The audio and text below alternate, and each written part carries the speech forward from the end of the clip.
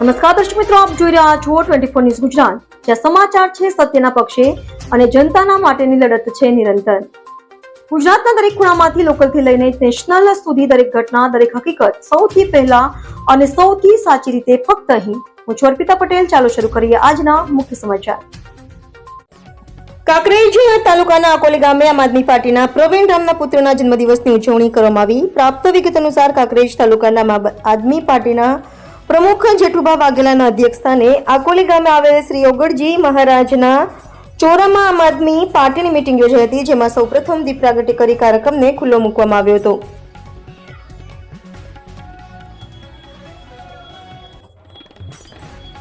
અને ઉપસ્થિત મહેમાનોનું ફુલાર પહેરાવી સન્માન કર્યું હતું અને આમ આદમી પાર્ટીના ખેસ પહેરાવી આવકાર્યા હતા। અને ગુજરાત કિસાન ન્યાય પંચાયત દ્વારા કડદા પ્રથાને ખેડૂતો પર અત્યાચારના વિરોધમાં ઠેર ઠેર જગ્યાએ આમ આદમી પાર્ટી દ્વારા નાની મોટી મીટિંગો, સભાઓ કરી ભાજપ સરકાર સામે મોરચો માંડ્યો છે, જેમાં ખેડૂતોના હકની લડાઈમાં અત્યારે જેલમાં છે એવા આમ આદમી પાર્ટીના નેતા પ્રવીણ રામના પુત્ર જયવીરનો જન્મદિવસ હોવાથી કાંકરેજ તાલુકા આમ આદમી પાર્ટીના પ્રમુખ જેઠુભા વાઘેલા અને લોકસભા અધ્યક્ષ પ્રભાતસિંહ સોલંકીની ઉપસ્થિતિમાં કેક કાપી જન્મદિવસની ઉજવણી કરવામાં આવી હતી અને ભાજપ સરકાર અને તંત્ર પર પ્રહારો કર્યા હતા। પોષણક્ષમ ભાવો નથી મળતા અને સરકારી કચેરીઓમાં પૈસા આપ્યા વગર કામ નથી થતા સહિત લોકોને ધક્કા ખાવા પડે છે। દેવાભાઈ પટેલ થરાએ કહ્યું હતું કે જેમાં કાંકરેજ વિધાનસભા પ્રભારી પિન્ટુભા વાઘેલા, રાજાજી ઠાકોર, દેવાભાઈ પટેલ થરા, દાદુજી રાનેરા, શૈલેષ ઠાકોર, દિનેશ ઠાકોર, વાલજીજી ઠાકોર, પૂર્વ સરપંચ અરડુવાળા ભરતસિંહ જાદવ, તુડાભાઈ પ્રજાપતિ સહિત મોટી સંખ્યામાં યુવાનો અને વડીલો હાજર રહ્યા હતા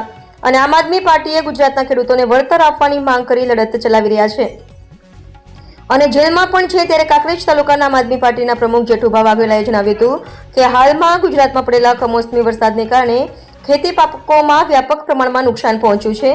જેમાં સૌથી અગત્યની બાબત વિશે વાત કરીએ તો ખેડૂતોને ખાતર મળતું નથી, એના કારણે ખેડૂતોને વાવેતર માટે ખૂબ જ મુશ્કેલીઓ પડી રહી છે। ત્યારે હવે કેન્દ્ર સરકાર અને રાજ્ય સરકાર દ્વારા ખેડૂતોને તાત્કાલિક અસરથી સર્વે કરી પૂરતું વળતર આપવામાં આવે અને ખેડૂતોના દેવા માફ કરવામાં આવે, તેમજ અત્યારે જે ખાતરની ઘટ પડી રહી છે તે પૂરી કરવામાં આવે એ આશા વ્યક્ત કરી હતી। જોકે હાલમાં તો સમગ્ર ગુજરાતમાં ખેડૂતોને રાતા પાણીએ રોવાનો વારો આવ્યો છે અને આવનારા સમયમાં તાલુકા પંચાયત અને જિલ્લા પંચાયતની ચૂંટણીમાં આમ આદમી પાર્ટીના કાર્યકરો દરેક જગ્યાએ ચૂંટણી લડશે તેમ જણાવ્યું હતું। કાંકરેજ તાલુકાની અંદર આકોલી ગામમાં જે જનસભાનું આયોજન કરવામાં આવ્યું હતું એમાં બહુ બહોળી સંખ્યામાં લોકો પધાર્યા હતા અને જે આપણે આ કડદા પ્રથા હેડે છે એના માટે આ ખેડૂત પંચાયત માટે, ખેડૂત ન્યાય માટે એક આ સભા ભરી હતી અને આવનાર સમયની અંદર જે ચૂંટણી લક્ષી તાલુકા જિલ્લાની તૈયારી માટે બધા અમારે આપના જે માણસો બધા હતા હાજર રહ્યા હતા,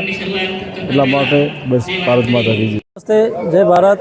આજે અમે આકોલી ગામે ઓગળજી મહારાજના મંદિરમાં એક ખેડૂત ન્યાય પંચાયતની એક સભા કરી, જેમાં અમારા ખેડૂત નેતા એવા પ્રવીણભાઈ રામ કે જેઓ અત્યારે ખેડૂતોના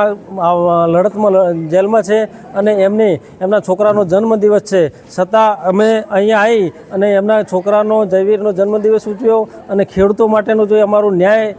ચાલી રહ્યું છે ખેડૂત ન્યાય પંચાયત, એમાં અમે ગામ લોકોને આહવાન કરીએ છીએ કે અમારી 16 તારીખે સામઢી મુકામે એક જનસભા થવા જઈ રહી છે, તો આ જનસભામાં તમામ લોકોને અમે વધારવાનું આમંત્રણ પણ આપીએ છીએ। જય હિન્દ। બસ અત્યારે ઓગળ બાપાના સાનિધ્યમાં આપણે એક કિસાન ન્યાય પંચાયતનું આયોજન કરેલું હતું। એમાં ખેડૂતોને જાગૃત કરવા, ખેડૂતોને કઈ કઈ જગ્યાએ અન્યાય થાય છે, દાખલા તરીકે કે કોઈ પણ ઓફિસની અંદર જો તમે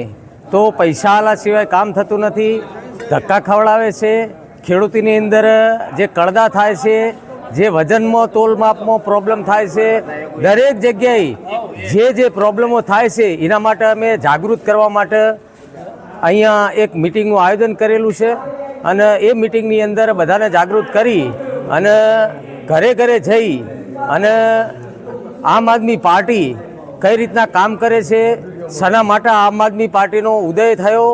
તો એના માટે થઈ અને આવતી ચૂંટણીઓમાં તાલુકા જિલ્લા પંચાયતની ચૂંટણીની અંદર આમ આદમી પાર્ટીના કોંકરેજ તાલુકા તથા ઓગળ તાલુકાની અંદર તાલુકા જિલ્લા પંચાયત, નગરપાલિકા દરેક જગ્યાએ આમ આદમી પાર્ટીના દરેક જગ્યાએ ઉમેદવારો ઊભા રાખી અને એકદમ મજબૂતાઈથી અમે ચૂંટણી લડવા જઈ રહ્યા છીએ। જય હિન્દ, જય ભારત, જય જવાન, જય કિસાન।